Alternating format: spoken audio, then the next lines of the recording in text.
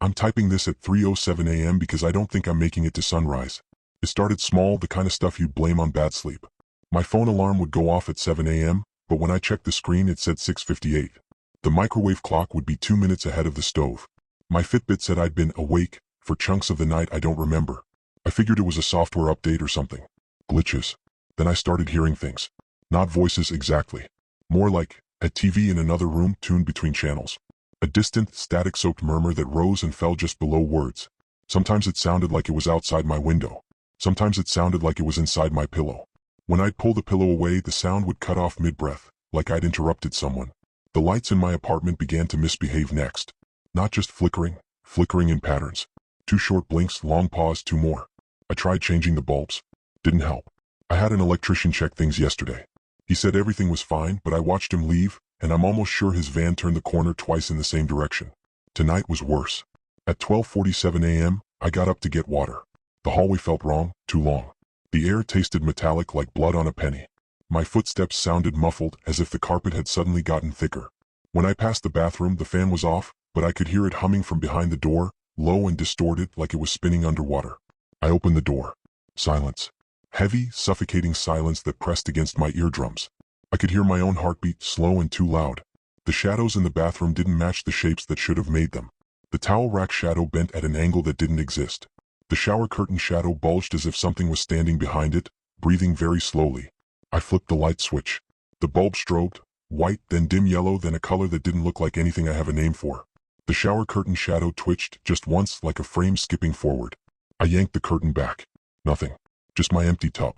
When I turned away, the buzzing started, not from the fan, not from the light. From the air itself.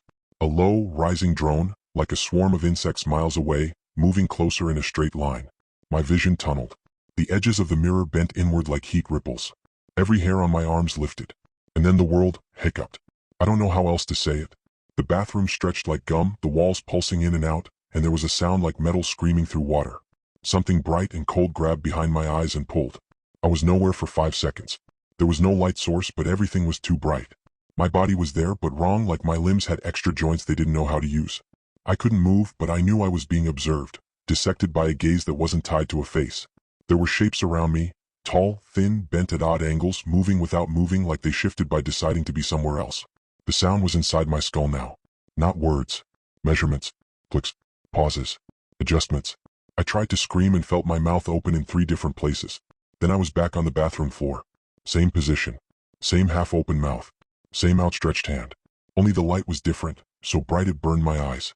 I crawled out, blinking, and stumbled to the kitchen. Every clock was 2 hours ahead.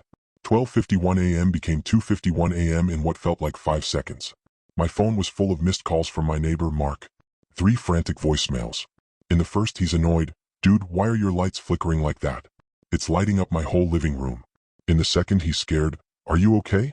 Looks like, I don't know, lightning? It's just your apartment though. Call me back.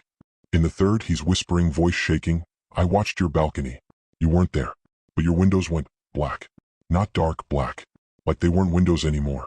Then something bright pushed out from inside like your apartment was unfolding. I thought the building was going to split open. It stopped 2 minutes ago. You never came outside. If you're in there, please answer. 2 minutes ago. There's dust on the floor around me in a perfect outline of my body, like I was burned into the air and then reassembled slightly skewed. My reflection in the microwave door doesn't blink when I do. It's always half a beat behind, like it's trying to catch up. My ceiling light is off, but the bulb is glowing faintly on its own, pulsing in that same pattern. Too short, long pause, too short. The shadows on my walls are moving like they're on a different timer than everything else. I turned on my phone camera to record proof. The video shows me sitting at this table, staring straight ahead, not typing. Behind me, over my shoulder, there's a tall, thin distortion where the kitchen doorway should be. It bends at an angle that doesn't exist. Every few frames, it flickers closer. I checked the video length, 0:05. I hit record for 5 seconds. But the timestamp says it started at 3:02 a.m. and ended at 3:12 a.m. They don't have to take you for long.